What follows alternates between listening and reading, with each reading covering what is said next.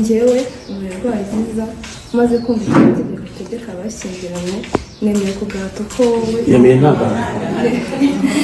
nemeye ubwato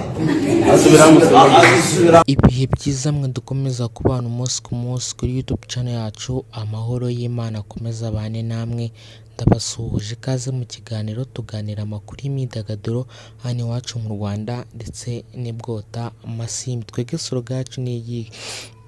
twubake showbiz nyarwanda iziramo amashyari inzangano gutukana gushyamirana kwangana gusebanya gushyirana hanze ubwambure ndetse n'ibindi byinshi cyane bigenda bivugwa ku mbuga nkoranya mbaga muribuka yuko muri kino cyumweru dusoje nibwo umukinnyi wa filime bita Nana wo muri timu yo kwa Kiramani nibwo yasezeranye imbere y'amategeko y'igihugu ubwo nibwo nyine yakoze umurenge so rero ni umurenge yakoze mwiza abakinnyi ba filime ba Kiramani ba Nyambo ba Miki ba Mitsutsu bose bari baje kumushyigikira bari baje kumutahira nyine ibirori bye yakoze byo kujya mu murenge ariko ku mbuga nkoranyambaga murabizi ko hari cya kintu cyo gusebanya ndetse no kubiba inzangano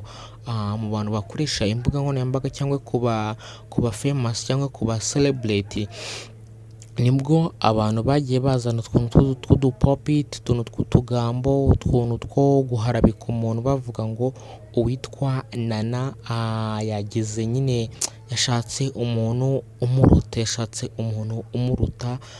yashatse umuntu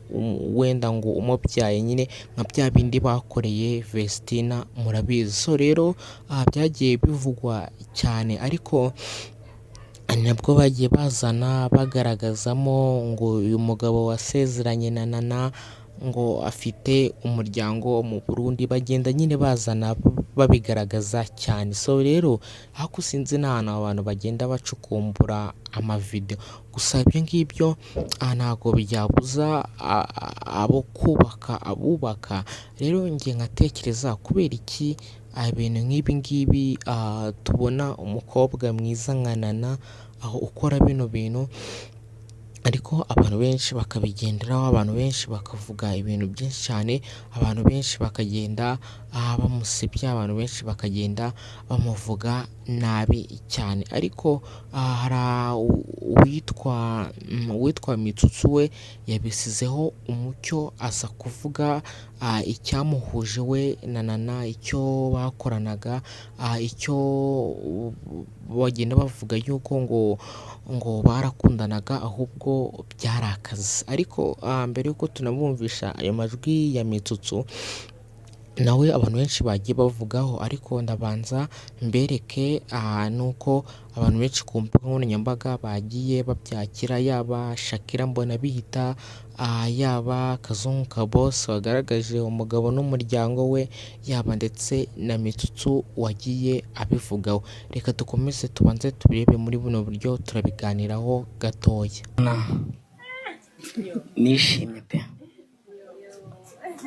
Nana twakoranye content dukorana content yo gukundana mu by'ukuri yari inshuti yanjye ntabwo twakundanaga ajya mu kiganiro aravuga ngo Mitsutsu twakoranye prank biriya mwabonaga byari prank kandi koko byari prank ariko ngiye mu buryo bwo kutica akazi kanjye nkavuga ngo turakundana so Nana ntabwo nibyo buriya bakomeza bavuga mu ijambo nahise nzana n'undi nawe ari prank n'undi wa gatatu turi kumwe mubimenye ni prank ngewe ndashaka iki amafaranga ibi bintu mbishyizeho umucyo uyu munsi ibintu byabaye uyu munsi ibi bintu biri seriye ku buryo utaza kubikiniramo sibyo Nana kanjye nanagutwerere nukuri pe ntago ari prank nukuri pe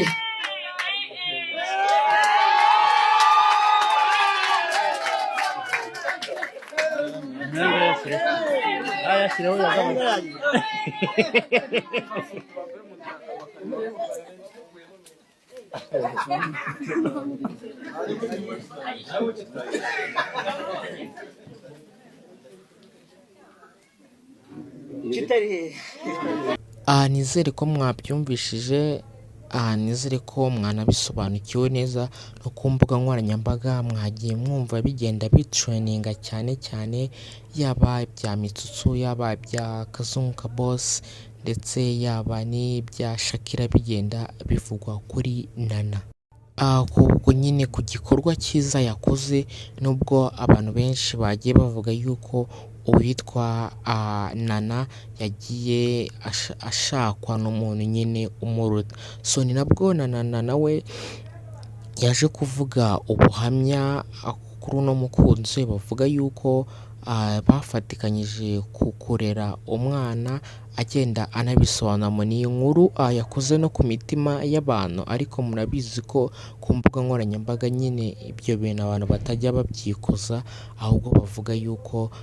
warongowe n'igisaza, warongowe n'iki murabizi. Ariko abantu benshi nanone nagiye mbona bitsa bavuga ngo ni plank. Ino se plank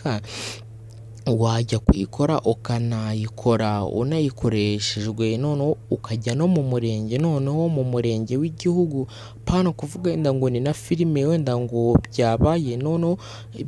abantu bakajya mu murenge ari babiri bakajya gusezerana. Rero nagiye mbona n'abantu benshi bavuga ati ni plank ni iki, ariko ni iby'ukuri. Uwitwa Nana yamaze